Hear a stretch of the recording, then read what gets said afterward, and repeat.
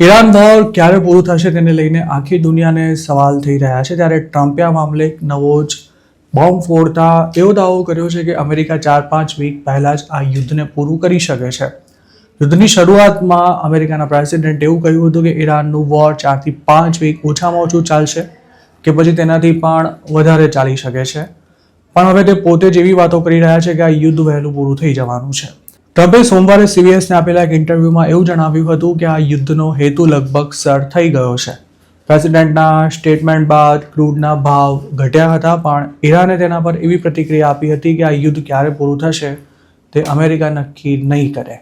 પોતાની જૂની ધમકી ફરી દોહરાવતા ઈરાને એમ પણ જણાવ્યું હતું કે જો અમેરિકા અને ઇઝરાયલના હુમલા ચાલુ રહ્યા તો પોતે હોર્મુઝની ખાડીમાંથી 1 લિટર ઓઇલને પણ બહાર નહીં જવા દે.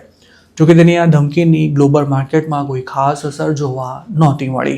આ યુદ્ધ લાંબુ ખેંચાશે તેવી આશંકા વચ્ચે ક્રૂડના ભાવમાં જોરદાર ભડકો થતાં ટ્રમ્પ પોતે સલવાઈ ગયા હોય તેવી સ્થિતિ સર્જાઈ છે. કારણ કે અમેરિકામાં ગેસોલિન અને ડીઝલના ભાવમાં એક જ અઠવાડિયામાં જંગી વધારો થયો છે. તેમજ પબ્લિક પણ આ મામલે પ્રેસિડેન્ટને સપોર્ટ નથી કરી રહી. આમ તો ટ્રમ્પ યુદ્ધ અંગે અત્યાર સુધીમાં જાત ભાતના અને અલગ અલગ સ્ટેટમેન્ટ્સ આપીને ખાસું કન્ફ્યુઝન ઊભું કરી જ ચૂક્યા છે.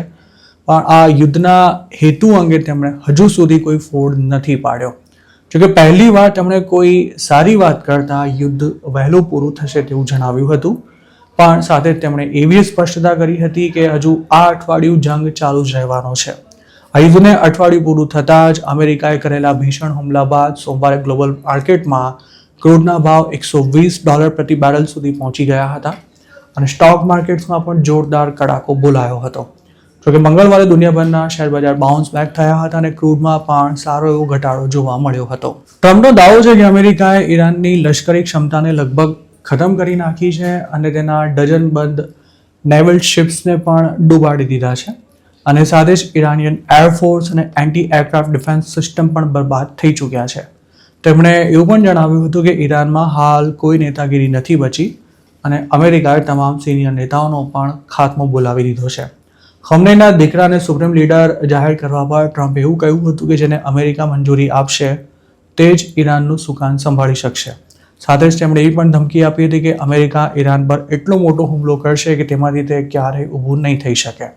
એક તરફ ટ્રમ્પ એવી વાતો કહી રહ્યા છે કે વોર જલ્દી પૂરું થશે તો બીજી તરફ તેમના ડિફેન્સ સેક્રેટરી હેક્સે તેવું જણાવ્યું હતું કે યુદ્ધની હજુ શરૂઆત જ થઈ છે. આ વિરોધાભાસ અંગે ટ્રમ્પને સવાલ પૂછાયો ત્યારે તેમણે નવી ગુગલી ફેંકતા એવું કહ્યું હતું કે આ બંને સ્ટેટમેન્ટ સાચા હોઈ શકે છે.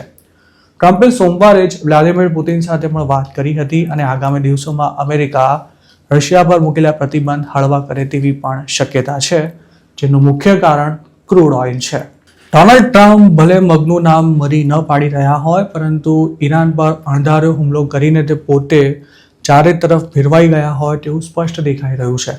ખાસ તો ક્રૂડના ભાવમાં ભડકો થતાં તેની અસર આખી દુનિયાને થાય તેમ હોવાથી ટ્રમ્પ પર આ યુદ્ધ પૂરું કરવાનું ભારે પ્રેશર છે.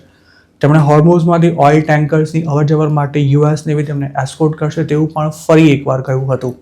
તો બીજી તરફ ઈરાન પણ જાણી ગયું છે કે અમેરિકા સામેની લડાઈ જીતવી ભલે અશક્ય હોય પણ હોર્મુઝમાં તણાવ યથાવત રાખીને તે પોતાનું ધાર્યું કરી શકે છે. ઈરાનના સુપ્રીમ લીડરના મોતને એક અઠવાડિયું થઈ ગયું હોવા છતાં પણ દેશમાં સ્થિતિ કાબુ બહાર નીકળી ગઈ હોય તેવા કોઈ જ અપડેટ્સ નથી અને ઈરાનિયન મિલિટરી ડ્રોન તેમજ મિસાઇલ્સથી છૂટાછવાયા અટેક્સ કરી સમગ્ર મિડલ ઇસ્ટને અધ્ધશ્વાસે રાખી રહી હોય તેવું હાલ જોવા મળી રહ્યું છે. તેવામાં આ યુદ્ધ કેટલું ચાલશે અને આગળ જતાં કયું સ્વરૂપ ધારણ કરશે તે અંગે હાલ કંઈ પણ કહેવું ખૂબ જ મુશ્કેલ છે.